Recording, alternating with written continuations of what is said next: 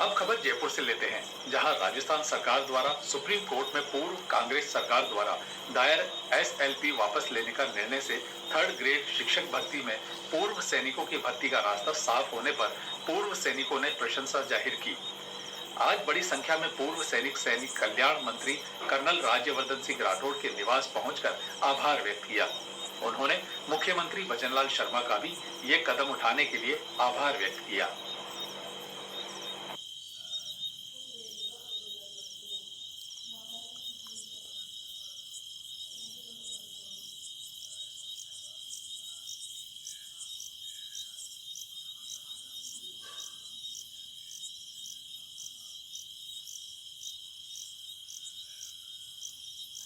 मैं फौजी हूं तो वो रिश्ता सगे भाई से भी एक बड़ा रिश्ता होता है।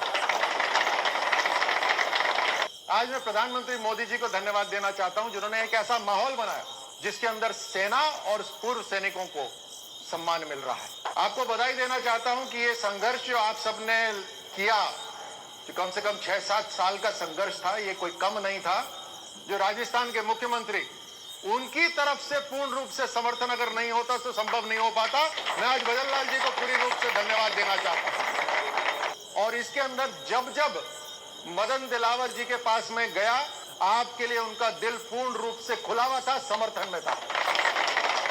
लेकिन जोगाराम जी और उनके सचिव, उन्होंने आदेश दिए कि जब सरकार पूर्व सैनिकों के साथ में है, तुरंत वापस होना चाहिए, विड्रॉल उसी का। मुश्किल लड़ाई होने के बावजूद भी आज आप इस स्थान पे, इस मुकाम पे पहुंचे हैं जहां सच्चाई की जीत हुई है, आपकी सेवा की जीत है। साथियों, आज राजस्थान विधानसभा के अंदर जबरन धर्मांतरण को रोकने के लिए बिल लाया गया, जो पास हो गया है, कानून बन गया है।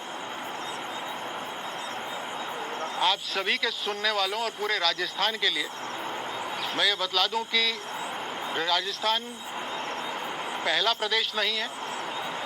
अनेकों प्रदेश हैं जिन्होंने जबरन धर्मांतरण को रोकने के लिए कानून बनाया है। उत्तराखंड है, यूपी है, मध्य प्रदेश है, अनेकों प्रदेश। इसकी जरूरत पड़ी क्योंकि संविधान निश्चित रूप से भारत को एक धर्मनिरपेक्ष राष्ट्र घोषित करता है, सेक्युलर स्टेट घोषित करता है। अनुच्छेद 25 कॉन्स्टिट्यूशन के अंदर, संविधान के अंदर, हम सभी को अपना अपना धर्म पालन करने की अनुमति देता है, खुली छूट देता है। लेकिन जबरन धर्म परिवर्तन करना, डराकर, धमकाकर, फ्रॉड से, धोखे से शादी करना, नाम कुछ और है लेकिन कुछ और बताना, लालच देकर, भ्रमित करके, ये सब तरीके गैर कानूनी हैं। और आप समझ लीजिए इस बात को कि जब देश के खिलाफ धर्म परिवर्तन को हथियार के रूप में इस्तेमाल करा जाए तो निश्चित रूप से कानून बनना जरूरी है। लोगों को बहकाना, भ्रमित करना, डराना, धमकाना और फिर धर्म परिवर्तन करना, इसके अंदर सबसे बड़े दोषी वो संस्था हैं। और इसी कारण से ऐसी सभी संस्थाओं के ऊपर जबरदस्त कानून काम करेगा।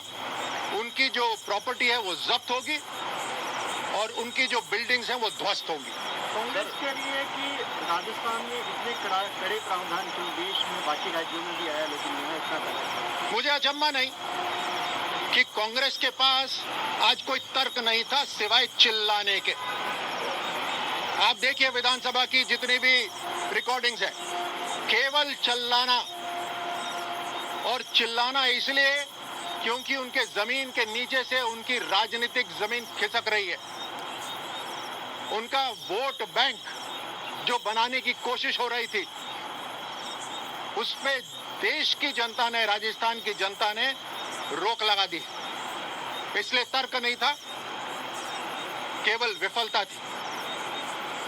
सर आदिवासी विधायक उन्होंने आज सदन में कहा कि जो तो उनके जो लोग गए हैं उनको धर्म परिवर्तन जैसे अलग अलग धर्मों में वो चले गए, ईसाई बन गए या कोई और, तो उनको भी फिर इसमें लाया जाए, इस तरह की बात उन्होंने कही। हिंदू हर धर्म की सुरक्षा करने के लिए ये कानून बना है।